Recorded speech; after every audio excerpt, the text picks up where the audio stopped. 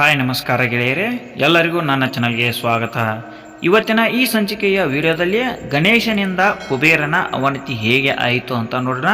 ಹಾಗೂ ಇದರ ಹಿಂದೆ ಇರುವ ಅತ್ಯಂತ ಕುತೂಹಲಕಾರಿ ಆದಂತಹ ಪೌರಾಣಿಕ ದಂತಕಥೆ ಏನು ಅಂತ ನೋಡೋಣ. ಹಾಗೂ ಈ ಕಥೆಯಿಂದ ನಮಗೆ ದೊರೆಯುವ ನೀತಿ ಪಾಠ ಏನು ಅಂತ ಈ ವಿಡಿಯೋದಲ್ಲಿ ವಿವರವಾಗಿ ನೋಡೋಣ ಬನ್ನಿ. ಇನ್ನೂ ಯಾರು ನಮ್ಮ ಚಾನಲನ್ನು ಸಬ್ಸ್ಕ್ರೈಬ್ ಮಾಡಿಲ್ಲೋ ಸಬ್ಸ್ಕ್ರೈಬ್ ಮಾಡೋದನ್ನು ಮರೆಯದಿರಿ ಹಾಗೂ ಬೆಲ್ ಐಕಾನನ್ನು ಒತ್ತಿ. ಹಾಗೂ ದಯವಿಟ್ಟು ಎಲ್ಲರೂ ಈ ವಿಡಿಯೋವನ್ನು ಪೂರ್ಣವಾಗಿ ನೋಡಿ, ಏಕೆಂದರೆ ಈ ಗಣೇಶನ ಕಥೆಗಳು ಮಕ್ಕಳಿಗೆ ಅತ್ಯಂತ ಇಷ್ಟವಾದ ಕಥೆಗಳು ಆಗಿರುತ್ತವೆ. 3 ಲೋಕಗಳಲ್ಲಿ ಎಲ್ಲರಿಗಿಂತಲೂ ಹೆಚ್ಚು ಶ್ರೀಮಂತ ತಾನೇ ಎಂಬ ಗರ್ವ ಕುಬೇರನಿಗಿತ್ತು. 3 ಲೋಕದಲ್ಲಿರುವವರಿಗೆ ತನ್ನ ಶ್ರೀಮಂತಿಕೆಯನ್ನು ಪ್ರದರ್ಶಿಸಲು ಭೂಲೋಕದ ರಾಜ ಮಹಾರಾಜರುಗಳನ್ನು ಹಾಗೂ ದೇವತೆಗಳನ್ನು ಆಗಾಗ ಊಟಕ್ಕೆ ಕರೆಯುತ್ತಿದ್ದ. ಹೀಗೆ ಒಂದೊಮ್ಮೆ ಜಗದೊಡೆಯ ಶಿವನನ್ನು ಭೋಜನಕ್ಕೆ ಆಹ್ವಾನಿಸಲು ಕುಬೇರನಿಗೆ ಮನಸ್ಸಾಯಿತು. ಕುಬೇರ ಸಂಪತ್ತಿನ ದೇವತೆ. ತನ್ನ ಸಂಪತ್ತಿನ ಬಗ್ಗೆ ಕುಬೇರನಿಗೆ ಭಾರೀ ಹೆಮ್ಮೆ ಇತ್ತು. ಒಂದು ದಿನ ಭಾರೀ ಔತಣಕೂಟವನ್ನು ಏರ್ಪಡಿಸಿದನು. ಶಿವ, ಪಾರ್ವತಿ ಮತ್ತು ಗಣೇಶ ಸೇರಿದಂತೆ ದೇವಾನುದೇವತೆಗಳು ಉಪಸ್ಥಿತರಿದ್ದರು. ಆದುದರಿಂದ ಅವನು ಕೈಲಾಸಕ್ಕೆ ಹೋಗಿ ಪರಮೇಶ್ವರನಿಗೆ ನಮಸ್ಕರಿಸಿ, ಸ್ವಾಮಿ, ನಾಳೆ ನಮ್ಮ ಮನೆಗೆ ನೀವು ಕುಟುಂಬ ಸಮೇತರಾಗಿ ಊಟಕ್ಕೆ ಬರಬೇಕು ಎಂದು ಪ್ರಾರ್ಥಿಸಿಕೊಂಡನು.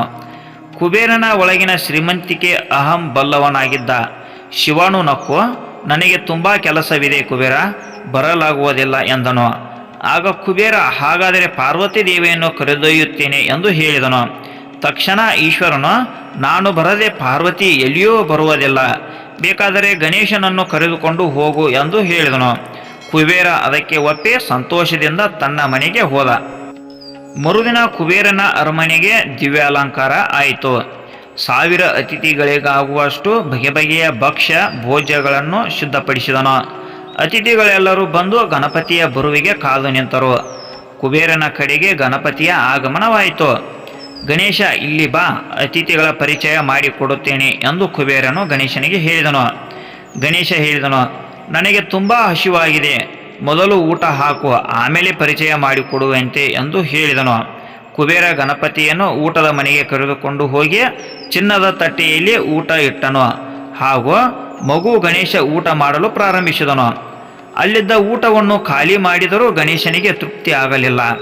ನಂತರ ಕೆಲ ಅತಿಥಿಗಳು ಊಟಕ್ಕೆಂದು ಬಂದು ನೋಡಿದ್ದಲ್ಲಿ ಎಲ್ಲ ತಟ್ಟೆಗಳು ಹಾಗೂ ವಿವಿಧ ಭಕ್ಷ್ಯಗಳು ಖಾಲಿಯಾಗಿದ್ದವು. ಅರೇ, ಅದೇನು ಅಚ್ಚರಿ! ಅಲ್ಲಿದ್ದ ಭಕ್ಷ್ಯಗಳನ್ನು ಖಾಲಿ ಮಾಡಿದ ಗಣೇಶ ಅಲ್ಲಿದ್ದ ಪಾತ್ರೆ, ಪಡಗೆ, ಪೀಠೋಪಕರಣಗಳನ್ನು ಹಾಗೂ ಕುಬೇರನ ಮುಖ್ಯ ನಗರವಾದ ಅಲಂಕಾಪುರಿಯನ್ನು ಕಬಳಿಸಲು ಪ್ರಾರಂಭಿಸಿದನು. ಎಲ್ಲವನ್ನು ತಿಂದು ಮುಗಿಸಿದ ಗಣೇಶ ಕುಬೇರನನ್ನು ತಿನ್ನುವುದಾಗಿ ಹೇಳಿ ಕುಬೇರನನ್ನು ಅಟ್ಟಿಸಿಕೊಂಡು ಬಂದನು. ಹೆದರಿದ ಕುಬೇರ ಈಶ್ವರನಲ್ಲಿಗೆ ಬಂದು ಪಾದವನ್ನು ಹಿಡಿದು ಗಣೇಶನಿಗೆ ಹಸಿವು ನಿಯಂತ್ರಿಸುವಂತೆ ನನಗೆ ಸಹಾಯ ಮಾಡು ಎಂದು ಕಳಕಳಿಯಿಂದ ಪ್ರಾರ್ಥಿಸಿಕೊಂಡನು.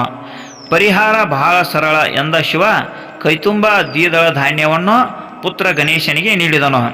ತಂದೆ ನೀಡಿದ ಧಾನ್ಯವನ್ನು ತಿಂದ ಗಣೇಶನಿಗೆ ಆಶ್ಚರ್ಯಕವೆಂಬಂತೆ ಕೂಡಲೇ ಹಸಿವು ನೀಗಿತ್ತು. ನಮಗೆ ಈ ಕಥೆಯಿಂದ ತಿಳಿದು ಬರುವುದೇನೆಂದರೆ, ಪ್ರೀತಿಯಿಂದ ಕೊಟ್ಟರೆ ಅಲ್ಪ ಆಹಾರವು ತೃಪ್ತಿ ನೀಡಬಲ್ಲದು. ಆದರೆ ಕುಬೇರನು ಶ್ರೀಮಂತಿಕೆಯ ಮದದಲ್ಲಿದ್ದನು. ಅಡಗಿಸಲು ಗಣೇಶ ಕುಬೇರನಿಗೆ ಈ ರೀತಿಯ ಪಾಠ ಕಲಿಸಿದ.